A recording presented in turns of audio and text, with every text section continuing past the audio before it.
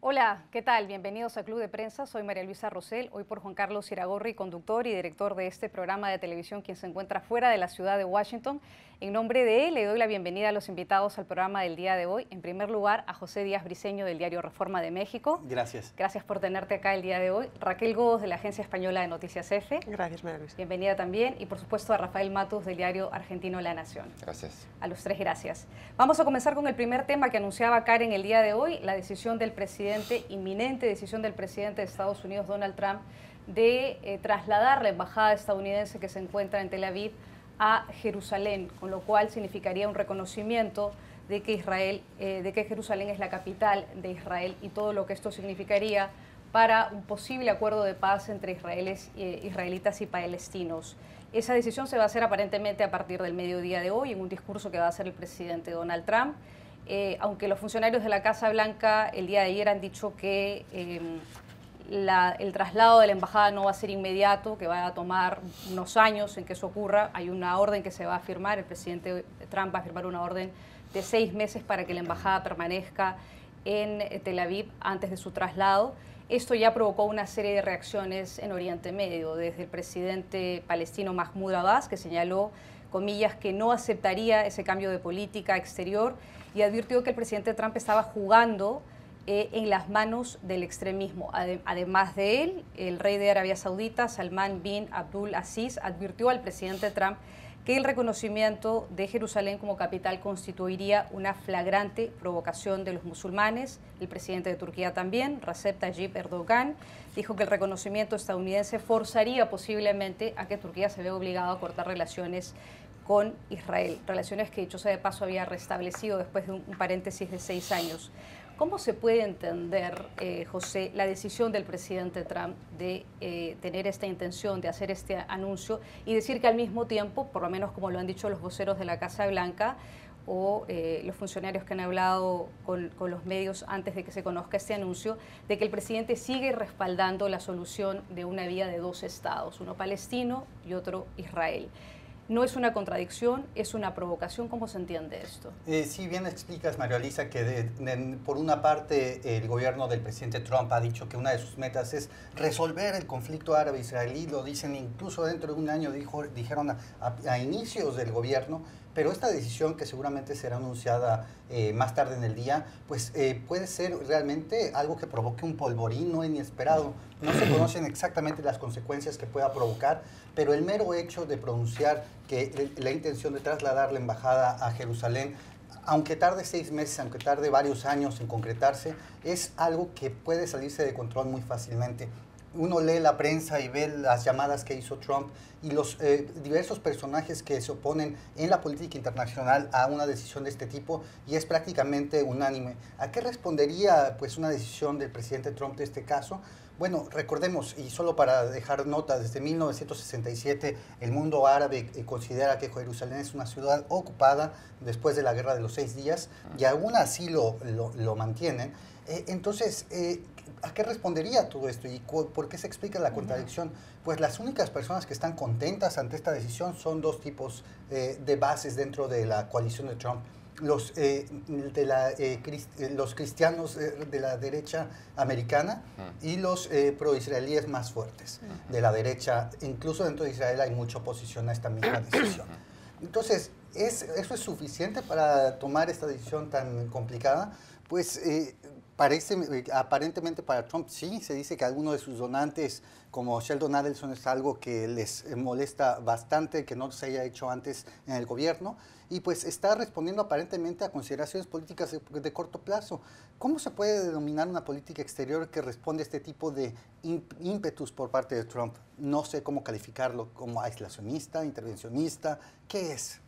Sí, Raquel, justamente José estaba haciendo alusiones a los hechos históricos. Desde 1967 Israel anexó Jerusalén Oriental, donde están los principales sitios sagrados, tanto para cristianos, para judíos como para musulmanes. Por lo tanto, este problema tiene raíces históricas. Los palestinos reconocen también que Jerusalén Oriental podría ser la capital de su futuro Estado. Por lo tanto, no se entiende cómo el presidente de Estados Unidos no quiera reconocer o admitir las raíces históricas de un conflicto que tiene tantos años. Bueno, creo que Trump no es que se caracterice precisamente por hacer análisis sesudos de la historia o de sus consecuencias a medio o largo plazo. Como bien decía Pepe, se trata de un líder muy cortoplacista que toma decisiones sobre todo para tener contenta a su base más dura, y así lo ha ido demostrando, ¿no? Lo vimos con el tema de Corea del Norte, con unas declaraciones muy explosivas que luego al final no se han consumado de una forma real, pero que sí han servido para mantener contenta a esa gente que quiere mano dura, y creo que esto va en la línea de ese tipo de política y de ese estilo de Trump, ¿no? Aunque creo que en este caso juega con más fuego que en el caso de Corea del Norte, porque al fin y al cabo Corea del Norte sí es un país que está armándose nuclearmente, que tiene cierta capacidad, pero también está muy aislada. Sin embargo, el mundo árabe es una coalición de países muy importantes. Yo creo que se está creciendo mucho con el tema de la independencia energética. Ahora Estados Unidos, sobre todo gracias a la era Obama, es mucho más independiente a nivel de petróleo y ya no depende tanto del petróleo saudí. Y no creo que a sus amigos saudíes le haga mucha gracia la decisión que está tomando. Pero es cierto que bueno, tiene varios de los puntos que él necesita para estar contento con sus políticas, que es levantar polvo, lo cual también crea una, digamos, tupida cortina sobre los problemas que tiene en casa. También alimenta las bases y además, pues, bueno, sigue una línea dura y mantiene contentos a sus grandes inversores o donantes en su campaña. Rafael, lo que no han explicado los funcionarios de la Casa Blanca que hablaron en condición de anonimato antes de que se conociera, antes de que escuchemos al presidente Trump, es cómo se explica esta contradicción entre que el presidente sí va a seguir apoyando una solución de 2 estados y que este anuncio no va a interferir en nada y que siga adelante un proceso de paz. Bueno, hay que decir que con esta decisión que toma Trump, que es una de las decisiones más controvertidas en ya un largo historial de decisiones controvertidas de política exterior, es una cachetada, una bofetada de facto a todos los esfuerzos diplomáticos para lograr esta llamada solución de los 2 estados. Trump encendió la mecha en Oriente Medio pese a una enorme ofensiva diplomática de advertencias que llegaron desde Arabia Saudita, Turquía, Francia, el mismo Papa Francisco se ha puesto en gestiones ante un llamado de Abbas para intentar impedir esta movida. Pero esto que decía también Pepe, ¿no? ¿Con qué base se mueve la política exterior de Estados Unidos? ¿Cuáles son los pilares, el razonamiento detrás de la política exterior de Estados Unidos? Pues yo no veo ningún beneficio real, tangible en esta decisión de Trump, que era una promesa de campaña que había encendido a su base evangélica, a la derecha cristiana, al rincón pro-israelí más duro del Partido Republicano. Si la política exterior de Estados Unidos va a responder a una minoría tan pequeña, si Trump va a seguir gobernando como un republicano con esteroides, ¿no? On steroids, como dicen aquí en Estados Unidos, ¿qué se puede esperar de ahora en más? Esto es lo que realmente asusta, ¿no? Si esta es la lógica que sigue la política exterior de Estados Unidos, que ya le ha dado varias bofetadas al multilateralismo, que se ha apartado de muchos foros internacionales y que ahora pone en riesgo una situación muy delicada, muy frágil de statu quo en Oriente Medio, que puede llegar a provocar mucha violencia, mucha muerte. Y Trump no parece amedrentarse ante esa posibilidad y toma una decisión que, como te digo, realmente a mí me deja muy perplejo. Es un quiebre, para ponerlo en contexto, con 7 décadas de política exterior de Estados Unidos. Ningún presidente de Estados Unidos desde la fundación de Israel se había atrevido, por decirlo así, a reconocer a Jerusalén, una ciudad histórica donde confluyen las 3 religiones más populares del mundo, como capital de Israel. Esto realmente va a generar un tsunami, como se suele decir, de política exterior que muy probablemente lleve a más violencia. Esa es la verdadera tragedia de esta decisión. Yo creo que esa es la mayor preocupación. Vamos a seguir hablando de Donald Trump porque no podemos dejar de lado lo último que se conoce, que es que el fiscal especial que investiga la trama rusa ha recibido formalmente información de las finanzas, de las cuentas bancarias del presidente Trump, de Deutsche Bank, que es uno de los principales prestamistas del presidente Donald Trump desde hace muchos años. Deutsche Bank se vio culminada básicamente con una orden que le entregó el FBI a dar esa información bancaria para conocer un poco cuál es la vinculación o conocer la posibilidad de una vinculación del presidente Trump, sus negocios con los allegados al Kremlin. Desde mucho tiempo se ha hablado de la posibilidad de que fuentes cercanas o gente cercana, hombres de negocios cercanos a Putin, lavan dinero a través de la organización de Donald Trump, a través de la organización Trump aquí en Estados Unidos, y que muchos de sus hoteles, tanto en Moscú como aquí en Estados Unidos, pueden servir para lavado de dinero, que es una de las partes que está investigando el fiscal Robert Mueller. Lo que no se sabe es qué va a pasar después de esto. ¿Corre la posibilidad, el fiscal Mueller, de ser despedido, Rafael, debido a que ha tomado esta decisión de indagar en las finanzas del presidente Trump? Sí, el riesgo de que Trump eche a Mueller está instalado en Washington desde hace muchísimo tiempo, y de hecho hay varios legisladores demócratas en el Capitolio que están impulsando proyectos para intentar blindar al fiscal especial y proteger la investigación federal del FBI. Creo que este pedido de información que Mueller hace al Deutsche Bank vuelve a reflejar que la investigación funciona como una especie de pulpo con tentáculos que intentan absorber la mayor cantidad de información del entorno de Trump y del propio Trump para intentar terminar de construir el rompecabezas de la trama rusa.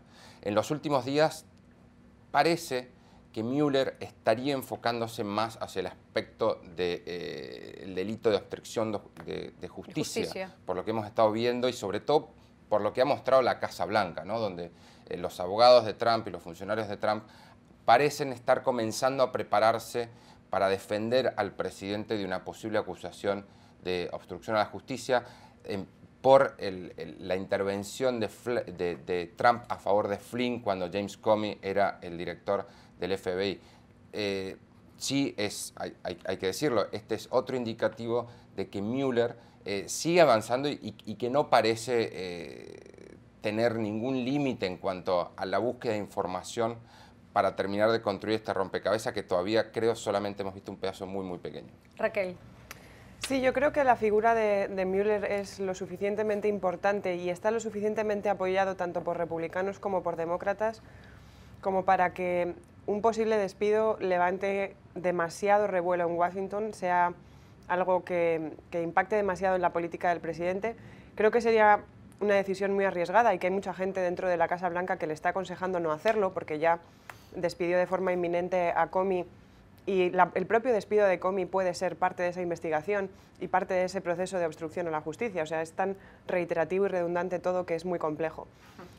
Por otra parte, evidentemente la investigación del tema de las cuentas en el Deutsche Bank puede indicar ciertas pistas para la investigación de Mueller sobre los lazos del Kremlin. Yo creo que hemos llegado a un punto, porque llevamos hablando de esto meses, que todo el mundo en Washington sabe que Trump más o menos tiene algún vínculo con Rusia. O sea, salen por todas partes ciertas conexiones. Otra cosa es si ese vínculo llega a ser un delito o no, si hubo coordinación con el tema de influir en la campaña electoral en contra de Hillary Clinton, pero lo que sí está claro y parece muy evidente es que, por lo menos de acuerdo al testimonio de Comey, este señor le sentó a solas en un despacho y le dijo, por favor, deja a este hombre en paz, por Flynn, ¿no? Por su ex asesor de seguridad.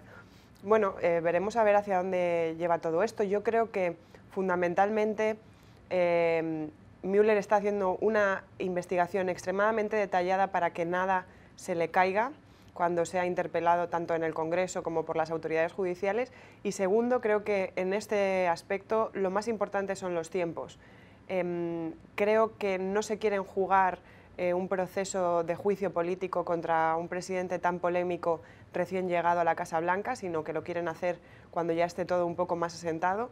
Y también creo que tiene que ver un poco, sobre todo por parte de los demócratas, con los tiempos de las elecciones legislativas del año próximo. Creo que los demócratas quieren que esto salga a la luz a pocos días o a pocos meses de esas elecciones, porque pueden darle la vuelta a los comicios y, desde luego, si Trump tiene difícil gobernar con un Congreso a favor, con las mayorías republicanas en ambas cámaras, si solamente pierde una, probablemente sea imposible que logre absolutamente nada. Casi como la carta de Comey en la elección presidencial de 2016. Efectivamente. Que salió 10 días antes de la elección presidencial y dio vueltas. Se repiten los escenarios de otra forma.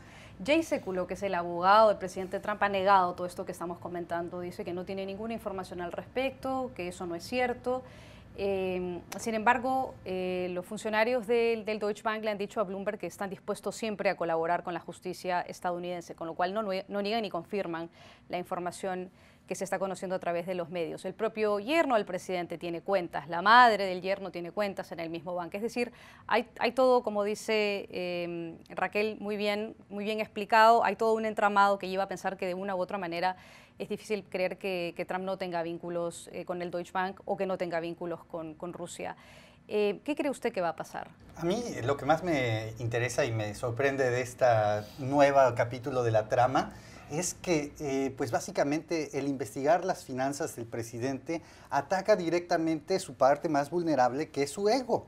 Si ustedes recuerdan, desde la campaña, él le encanta decir que es un multimillonario que vale entre 8,000 y 10,000 millones de dólares. Con eso, ¿de dónde saca ese número? Nadie sabe. La revista Forbes incluso dijo que valía alrededor de 3,000 millones de dólares, pero eso todavía está en duda porque no conocemos las cuentas fiscales del presidente. Eso todavía está en investigación y posiblemente a la larga sabremos un poco más de cómo está estructurada su deuda con el Deutsche Bank. Se dice que al menos 300 millones de dólares son los préstamos que ha hecho el banco a Trump.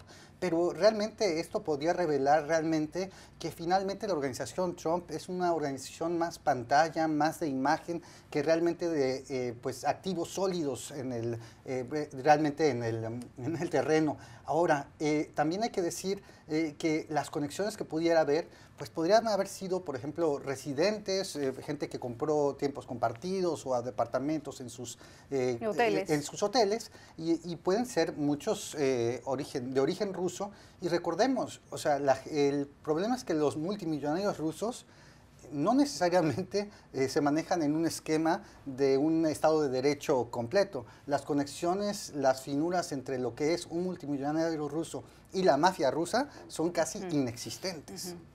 Recuerdo que Sebastián Rotella en este programa nos contó una vez en detalle cuál era justamente el entramado de la mafia rusa enquistada en España, solo para dar un ejemplo, y los negocios con funcionarios rusos del gobierno actual del presidente Putin. Ya regresamos a Club de Prensa. Volvemos al programa ahora para hablar sobre el personaje o los personajes del año que ha seleccionado la revista Time para el 2017. Son una serie de personajes. La portada de la revista Time es muy diciente porque habla no solamente de la primera o las primeras actrices que denunciaron los casos de acoso sexual de los que fueron víctimas, sino también de personajes de a pie, del común y corriente, desde una camarera en un hotel, una agricultora en algún lugar en California, que se atrevieron a denunciar que también fueron víctimas de acoso sexual, con lo cual demuestra que esta es una cosa cotidiana, lamentablemente cotidiana, que le puede ocurrir a cualquier persona, incluso hombres, porque entre la selección de los personajes de la revista Time también hay hombres, actores hombres, como el caso del actor afroamericano Terry Crew, de 47 años, que denunció que también fue víctima de acoso sexual. O sea, que el agresor que le propinó un acoso sexual estaba acompañado de su esposa. El agresor tenía a su esposa mientras lo estaba agrediendo a él cuando era un joven actor. Están personajes como Taylor Swift, la actriz Ashley Judd, que fue la que denunció ser víctima de acoso sexual por parte de Harvey Weinstein, y otros actores. Harvey Weinstein aparece precisamente en la portada del diario The New York Times el día de hoy. Recordemos que su cara y su rostro fue portada durante varias semanas, durante el mes pasado, cuando una serie de actrices denunciaron a este señor, a este sujeto, como uno de los agresores sexuales más lamentables en la industria del entretenimiento. Usted ayer, Raquel, se anticipó un poco a la revista Time, por lo menos a los que no sabíamos cuáles iban a ser los personajes de la revista Time, y dijo que probablemente ese iba a ser el caso y que la revista Time iba a terminar premiando como personajes del año o personaje del año aquellas víctimas de acoso sexual. Por lo tanto, usted no está sorprendida. Bueno, más que una predicción era un deseo, pero me alegro porque es hora de que este país reivindique de una vez este tipo de problemas. Como comentábamos ayer, se trata de Estados Unidos, aunque muchos países del mundo se miren en él como un modelo, tiene muchísimas falencias y una de ellas tiene que ver con el tema del acoso sexual. Hace un año hablábamos un poco de los acosos que se estaban registrando en las universidades a lo largo y ancho del país y bueno, dieron para hablar durante unas pocas semanas, un poquito, se comentó, pero es, sobre todo a nivel mediático, el periodismo estadounidense hace una labor muy pobre para luchar contra esta lacra, no visibiliza a las víctimas, no expone a los victimarios, que eso es algo fundamental, y creo que la revista Time acierta dándole voz a este asunto, ¿no? A rostros, como bien decías, anónimos, también a rostros famosos, aunque haya sido a través de la industria del entretenimiento lo que ha, digamos, despegado este movimiento, bueno, pues tampoco está mal, ¿no? Pero sí creo que es hora de dar voz a la gente a la que no se escucha tan a menudo. Personalmente, en España, y lo comentaba también ayer, cuando hay una víctima de género, sale en los telediarios nacionales, sale en los noticieros nacionales en portada, se habla de la familia, se expone al victimario y eso ha hecho que en los últimos años se haya reducido muchísimo la violencia machista en España. En el caso de Estados Unidos hablan de que es que no la hay. Por supuesto, claro que la hay y se ha demostrado en estas últimas semanas. Lo que ocurre es que está muchísimo más silenciada y además se trata de una sociedad muy machista, paradójicamente, aunque se presente como la primera potencia y el país más moderno del mundo, en ese sentido no lo es.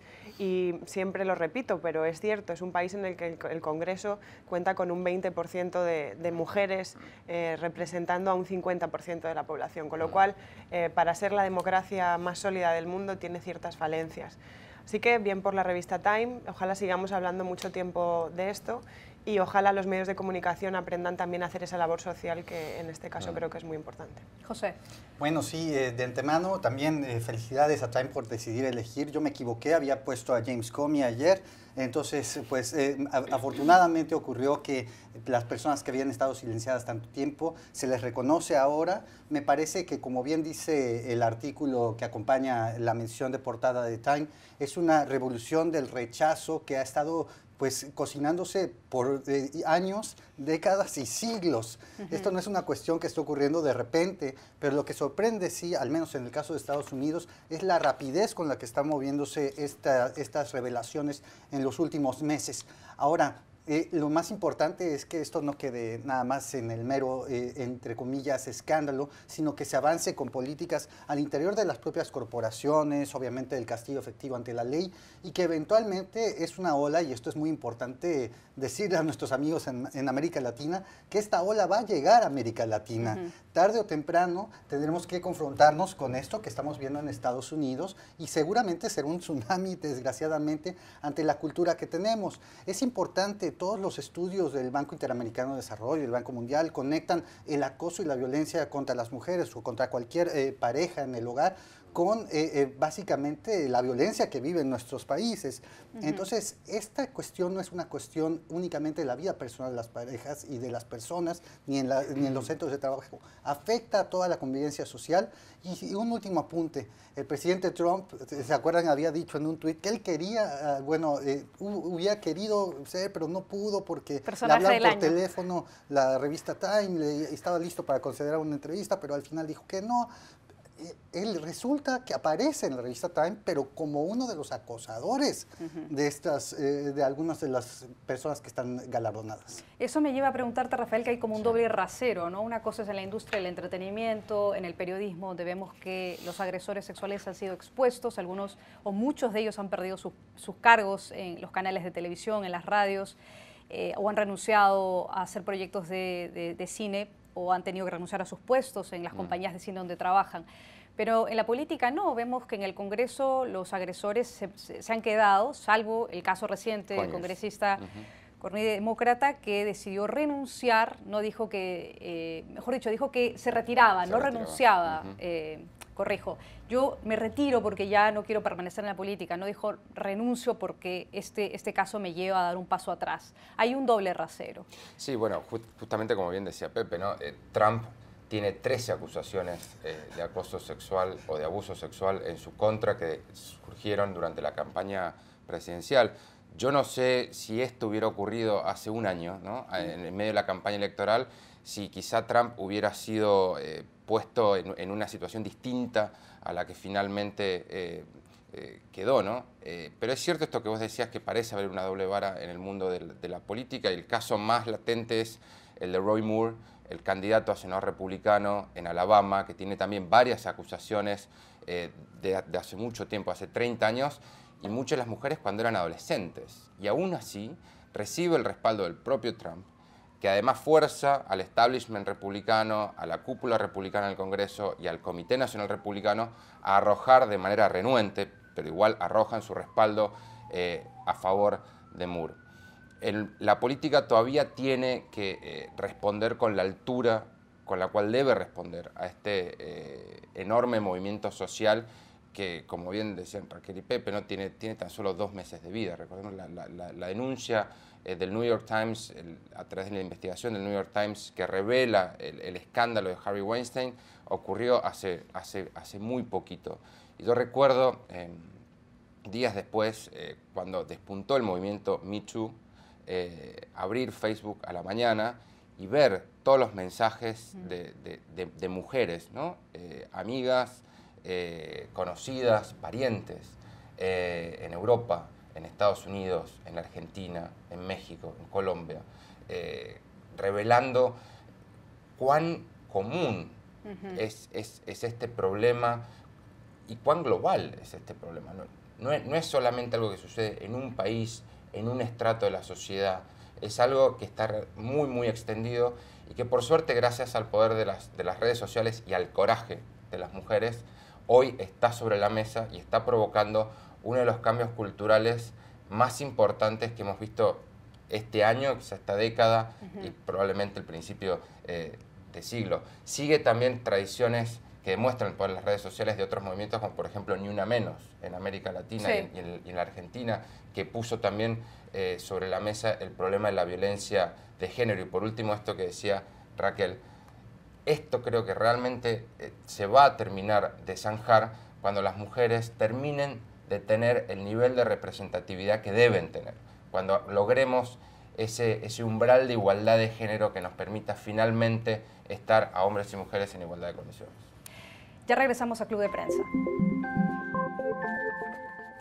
Volvemos al programa para continuar hablando sobre el tema que estábamos discutiendo con Raquel, sobre el tema de su país y lo que va a pasar o el futuro de Puigdemont de cara a las elecciones del 21 de diciembre. Usted nos explicaba que hay 2 procesos paralelos en este momento en España contra el ex jefe del gobierno catalán y los exconcejales. Había 2 procesos, uno abierto por la Audiencia Nacional y otro abierto por el Tribunal Supremo, y el de la Audiencia Nacional fue el más, digamos, restrictivo, el más duro respecto a los políticos catalanes en este proceso independentista, y sin embargo el Tribunal Supremo había tenido un proceder un poco más benevolente en cuanto a sus decisiones o en cuanto sobre todo a sus medidas preventivas. Se decidió unir los 2 casos para que no hubiera 2 procesos paralelos y fueran comparables, y los absorbió el Tribunal Supremo, y ahora el juez Llarena desde el Tribunal Supremo ha decidido cancelar esta orden de detención. Comentaba Pepe que Puigdemont acaba de dar una rueda de prensa al respecto y considera que esto es una victoria. Bueno, no es una victoria de entrada, porque si él sigue siendo candidato a la presidencia de Cataluña para las elecciones del día 21, no puede pisar Cataluña para hacer campaña, porque sería detenido. En cualquier caso, creo que en mi país ahora mismo vivimos un momento un tanto peculiar, sobre todo porque no tenemos recuerdo histórico sobre un proceso electoral parecido al que estamos viviendo ahora, ni a un proceso secesionista tan digamos, tenso como el que se está viviendo ahora. Y a nivel judicial, el Gobierno se empeña en decir que hay una división de poderes, que las decisiones de órdenes de detención preventiva y demás no han sido ordenadas por ellos, sino que se trata de la rama judicial. Evidentemente, ha habido una violación de ciertas leyes por parte de estos representantes catalanes, pero a la vez el mensaje que se manda a la población, y este es el asunto clave, ¿no? Esa privación de la libertad a unos miembros de partidos políticos y de movimientos sociales genera una alienación a una gran parte del electorado, le da la oportunidad a ese grupo político, a esos grupos políticos, a ese movimiento independentista de utilizar la palabra presos políticos y genera, digamos, más tensión y instala un sentimiento de incertidumbre aún mayor. Por parte del Gobierno se empeñan en decir que el día 21 de diciembre, después del día 21, todo se va a solucionar, y eso es una gran falacia, porque el día 21 lo que vamos a ver es que los catalanes se van a pronunciar y van a reflejar lo que está pasando en la sociedad catalana, que es que está completamente dividida. Hay una porción, casi una mitad de la población catalana que apoya un proceso independentista, o al menos la defensa de un derecho a decidir, de un referéndum, y luego hay otra parte, otra mitad, que no quiere que Cataluña se separe de España y así lo manifiesta. Con lo cual, cuando los resultados electorales probablemente nos den dos mayorías no suficientes para gobernar, donde va a haber una nueva lucha de poder entre los propios partidos políticos constitucionalistas e independentistas, y el problema catalán seguirá ahí. La pregunta es si Puigdemont va a llegar o no a ese punto. Pues no lo sé. Yo no creo que él se atreva a acercarse a España, por lo menos de momento, aunque dudo que lo haga a pocos días de las elecciones para hacer, digamos, un movimiento victimista, ser arrestado y provocar un nuevo movimiento. Eso es lo que preveo con cierta malicia. Es momento de hacer una pausa para ir a nuestra sección en cifras.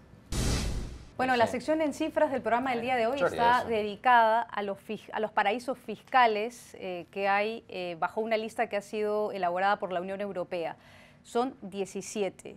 La Unión Europea aprobó por primera vez una lista de 17 paraísos fiscales. Es la primera vez que hay una lista negra producida por la Unión Europea, y entre ellas están los siguientes países. Está Samoa Americana, Barbados, Bahrein, Bahamas, Guam, Corea del Sur, Macao, Islas Marshall, Mongolia, Namibia, Palau, Panamá, Santa Lucía, Samoa, Trinidad, Tobago, Túnez, Emiratos Árabes Unidos y Marruecos y Cabo Verde se salvaron de ser incluidas porque sus ministros de Economía prometieron trabajar para que haya legislación para evitar que sean incluidos en esas listas, trabajar para que no sean paraísos fiscales. Hay otra lista que es la lista gris, con hasta 47 países que se han comprometido a modificar su legislación también para no estar en una lista negra.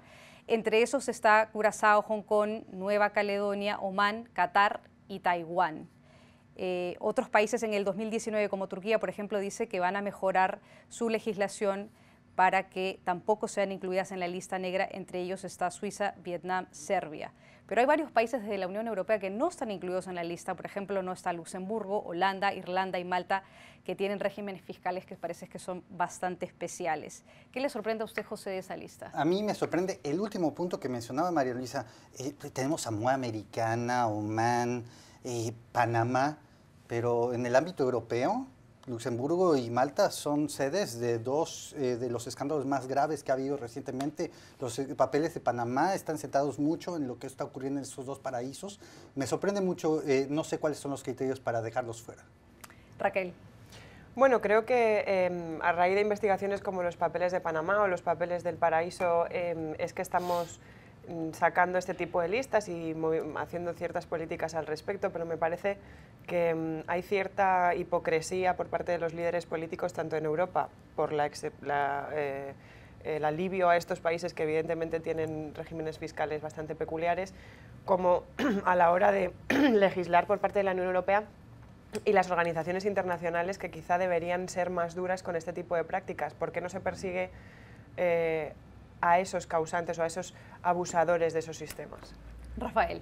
Sí, esto es la doble vara, ¿no? La hipocresía, señalar al pequeño, pero no ir contra las grandes potencias que respaldan el lavado de dinero, organizaciones criminales o son utilizadas por el 1% más rico del mundo para ensanchar sus riquezas. Hemos hablado en esta mesa muchísimo sobre el problema de los paraísos fiscales a raíz de las investigaciones de Panama Papers, Paradise Papers, y siempre llegamos a la misma conclusión, ¿no? Son herramientas que le permiten a los poderosos ensanchar sus arcas en detrimento de las arcas fiscales que sirven para generar programas para los que tienen menos, para los más vulnerables, ¿no? Y es un tema en el cual los grandes foros internacionales, el G20, los organismos internacionales y demás, deben ya generar un cambio para permitir que estos paraísos fiscales ya no lo sean más.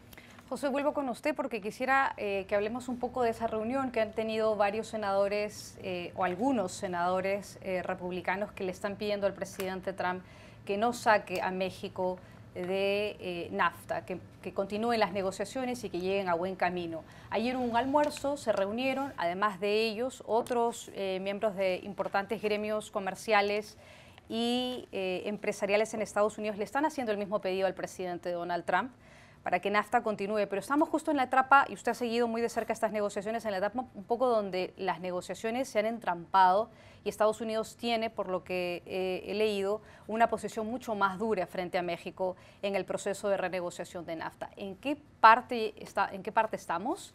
¿Y cómo fue la reunión de ayer de esos senadores y de qué frutos llegó? Sí, es muy interesante que debajo de toda esta pirotecnia de escándalos, políticas de Trump, la trama rusa, las investigaciones del propio Mueller, la decisión hoy sobre Jerusalén, hay un tema que está dominando la agenda, pero muy de bajo término, pero que realmente conecta a Trump con su base. Este es el comercio internacional. Y debajo de todo esto lo que está ocurriendo es básicamente una posición extremadamente proteccionista por parte de la administración Trump, tanto en la la renegociación del TLC de América del Norte con Canadá y México, que todos los países están siguiendo con mucho detenimiento, pues puede ser un modelo de cómo enfrentará los siguientes acuerdos comerciales la administración Trump, y también el boicot que hace contra algunos de los órganos de dirimir disputas en la Organización Mundial del Comercio. Estas cosas están debajo de la mesa y ayer justamente un grupo de senadores preocupado por este tipo de actitud proteccionista, son 6 senadores, la mayor parte de ellos procedentes de estados agrícolas como Nebraska, Iowa, que ven con preocupación con la toma de una posición proteccionista por parte de Estados Unidos en el caso de NAFTA, porque creen que si Trump toma una decisión drástica de abandonar el TLC, pues básicamente las exportaciones a México y a Canadá, en particular México es uno de los destinos como mercado importantísimos para los agricultores estadounidenses. Somos en México los principales consumidores de carne de puerco estadounidense, de pollo estadounidense, de maíz estadounidense, y serían afectados directamente. La reunión terminó con un compromiso de seguir trabajando, de seguir conversando, pero estamos en una 5ª ronda de pláticas, esto se extenderá todavía hasta febrero, ya está programada una 6ª, pero no se ve claro exactamente cuál será el panorama final. Tiempo para una pausa comercial, ya regresamos a Club de Prensa. Volvemos a nuestro último segmento del programa para hablar sobre una información que tiene que ver con inmigración, y es que el 40% de arrestos se ha incrementado en 40% el número de arrestos a inmigrantes indocumentados. Rafael, usted escribe un artículo sobre el tema donde habla no solamente del incremento de arrestos en la era Trump, desde que comenzó su presidencia hasta septiembre cuando termina el año fiscal, sino también que han caído el número de arrestos en la frontera. ¿Qué es las cifras que usted tiene? Bueno, la tenaza migratoria que aplicó el presidente Donald Trump desde que llegó a la Casa Blanca tiene ya cifras concretas que develó ayer el Departamento de Seguridad Interior, donde charlábamos antes del programa y en los cortes se ven tendencias muy claras, ¿no? Primero esto que decías, el aumento de los arrestos en Estados Unidos de extranjeros, que la Organización de Derechos Humanos Human Rights Watch advirtió sobre el enorme daño que está generando en el entramado social de Estados Unidos, la caída en las deportaciones y también la caída en los arrestos en la frontera, en parte porque hay muchos menos mexicanos, sudamericanos, centroamericanos que cruzan a Estados Unidos por motivos económicos, sociales y también políticos, ¿no? Porque esta también tenaza migratoria que ha generado Donald Trump sirve como detrimento de alguna manera para que los inmigrantes que cruzan a través de la frontera sur lleguen a Estados Unidos. Raquel, ¿le sorprende a usted la cifra o ya más o menos esa era la tendencia que venía ocurriendo? Bueno, hay que recordar que la administración de Obama fue tremendamente agresiva en términos de deportaciones. Deportó a muchísima gente. Lo que ocurre es que hay una diferencia entre las deportaciones y los arrestos, porque los arrestos implican una tenencia o una permanencia de ese indocumentado dentro de las cárceles estadounidenses o de los centros de detención. No me sorprende porque yo, si fuera inmigrante, también estaría bastante disuadida de cruzar la frontera teniendo a Trump en la Casa Blanca, y tampoco me sorprende la de los arrestos internos porque es lo que prometió. Lo que es curioso es que, y esto es algo que es una lectura un poco, si quieres, subterfugia, pero creo que de alguna forma él también está alimentando una industria muy potente, que es la industria de las cárceles privadas en Estados Unidos. Se encargó de dilapidar una de las últimas acciones de Obama, que fue un intento de hacer públicas, a medida que se fueran concluyendo los contratos del Departamento de Justicia, las cárceles del país para que hubiera mejores condiciones para los presos. Eso lo fulminó a poco tiempo y creo que tiene que ver con todo este plan Trump contra la inmigración. Se nos acabó el programa el día de hoy. Les agradecemos a nuestros invitados por estar el día de hoy. José Díaz Briceño de Reforma, muchas gracias. Raquel Godos de la agencia EFE y por supuesto a Rafael Matus del diario La Nación de Argentina. Gracias también. Con ustedes será hasta una próxima oportunidad. Gracias.